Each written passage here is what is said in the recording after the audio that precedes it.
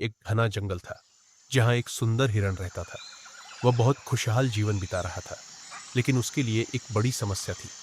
जंगल के पास एक गांव था, जहां एक शिकारी रहता था। वह अक्सर जंगल में आता और हिरण के बच्चों को मारकर खा जाता। हिरण बहुत दुखी था और सोचता था कि अपने बच्चों को इस खतरे से कैसे बचाए। एक दिन उसी जंगल में एक चालाक बंदर आ गया। वह बहुत बुद्धिमान और तेज था। उसने हिरण को उदास देखा और पूछा, क्या बात है दोस्त, तुम इतने परेशान क्यों हो? हिरण ने शिकारी की कहानी सुनाई और कहा, मैं अपने बच्चों को नहीं बचा पा रहा हूं। वह निर्दयी शिकारी उन्हें मार देता है। बंदर ने कुछ देर सोचा और फिर मुस्कुराया, चिंता मत करो, मैं तुम्हारी मदद करूंगा। अगली सुबह शिकारी फिर जंगल में आया, लेकिन इस बार बंदर ने पेड़ों पर छिपकर उस पर नजर रखी। जैसे ही शिकारी ने तीर चलाने की कोशिश की, बंदर ने अचानक एक बड़ा पत्थर उसकी तरफ गिरा दिया। शिकारी डर गया और भाग गया।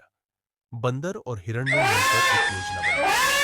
बंदर ने जंगल के सभी जानवरों को इकट्ठा किया और शिकारी को डराने के लिए एक बड़ा शोर मचाया। जब शिकारी अगली बार आया, तो सभी जानवरों ने मिलकर ऐसा डरावना शोर किया कि शिकारी डरकर गांव वापस भाग गया और फिर कभी जंगल में नहीं आया। हिरण बहुत खुश हुआ और उसने बंदर को धन्यवाद दिया। उसके बाद से हिरण और उसके बच्चे सुरक्षित रहने लगे और बंदर जंगल का सबसे अच्छा दोस्त बन गया। शिक्षा। इस कहानी से हमें सीखने को मिलता है कि बुद्धिमानी और